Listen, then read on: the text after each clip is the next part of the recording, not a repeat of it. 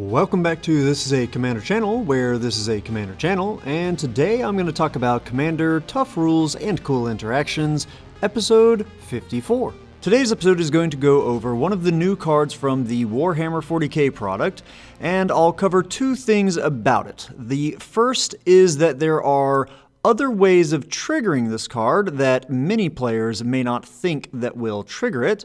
And then the other thing I'm going to cover is how this card interacts with certain effects that do the same thing multiple times, as I think that it's going to be a little confusing to some players.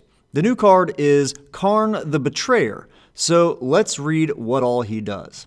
Khârn is a 5/1 creature for 3 and a red, and he has 3 abilities. His first ability is an easy one that we won't really focus on for today's episode, but I'll still read it. It says that Khârn the Betrayer attacks or blocks each combat if able. Now, the next two are where things get interesting. His second ability says that when you lose control of Khârn the Betrayer, draw 2 cards. And then his final ability says that if damage would be dealt to Khârn the Betrayer, prevent that damage and an opponent of your choice gains control of it. So clearly, this Khârn guy is like a combat version of Humble Defector, in which you are letting other players draw 2 cards as you pass this creature around. But most Commander players, I'd imagine, don't know just how many other things that will trigger that card draw effect. Clearly, his third ability is how most players would believe is how you will trigger his Sigil of Corruption ability. But there are many other ways. Anytime Khârn leaves the battlefield, you are losing control of him. So if someone were to destroy him, or if the controller were to sacrifice him and he left the battlefield to go to his owner's graveyard, then his controller would draw 2 cards. If someone were to Cyclonic Rift him back to his owner's hand, then the controller would draw 2 cards. You'll notice I keep saying owners and controller, because it's the controller of him at the time who gets the 2 cards drawn. If you're the owner of him, but you donate him away via his third ability, and then after that is when he leaves the battlefield, then that opponent that you donated him to will be the one to draw, not you, even though he is going to go to your graveyard or hand as his owner. Now, if you can find a way to abuse this, like if you can get him into a deck that has white in it, where you get access to a lot of flicker type effects, then you can get a lot of card draw off of him. Or if you're not able to get access to blue or white, which have those flicker type effects, then you can always try something like a Conjurer's Closet to colorlessly flicker him each turn, or maybe a Sword of Hearth and Home.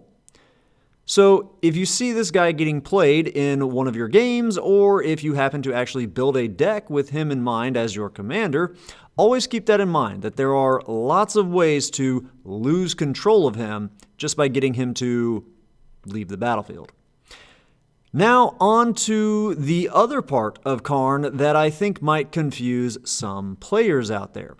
One of my favorite red spells in all of Commander is Fiery Confluence, which is a sorcery for 2 red, and it says, choose 3. You may choose the same mode more than once. Fiery Confluence deals 1 damage to each creature. Fiery Confluence deals 2 damage to each opponent. Destroy target artifact. Clearly, the mode we're interested in for this is the first one that deals 1 damage to each creature, and the fact that we can pick that same mode all 3 times. If we were to do that, then that doesn't mean that Fiery Confluence is actually dealing 3 damage to all creatures once. No. It really means that we are dealing 1 damage to all creatures 3 separate times, all as one part of this one spell resolving. So, how does that interact with Khârn? His third ability is not a triggered ability, it is a replacement effect that replaces the event of the damage being dealt. So, it will happen instantaneously, faster than triggered abilities, in a sense. His Sigil of Corruption triggered ability will happen 3 times though, but each one is going to a different player. So, hypothetical scenario. you're on your turn as the active player, and you control Khârn, and you play your Fiery Confluence, picking the first mode all 3 times. And now it resolves. The first damage would happen, but it's instead replaced by the control changing ability, and so now opponent A gains control of Khârn. But you will not yet draw your 2 cards, because that's a triggered ability, and those cannot interrupt a spell or ability as it's resolving. So that card draw trigger will be placed on top of the stack, and then we continue to resolve the Fiery Confluence and deal its second damage to all creatures. Again, Khârn will replace that, and opponent A will now give control of Khârn to, let's say, opponent B.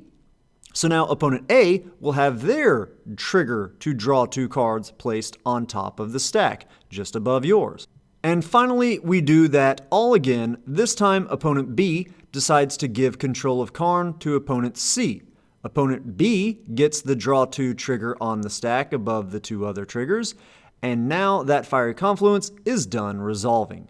We can resolve all of the draw 2 triggers in their respective order, which is opponent B, then opponent A, and then finally you can draw your 2 cards. So, if you had plans to use cards like Fiery Confluence that would deal damage multiple times to get the draw 2 card trigger multiple times for yourself, that is sadly not something that is possible. Anyhow, that's all I've got for today's episode. As always, I hope that all of you found this video to be entertaining at least, and I hope that a few of you even learned something about the crazy rules in this great game of Magic. Have a good one. Ta-ta!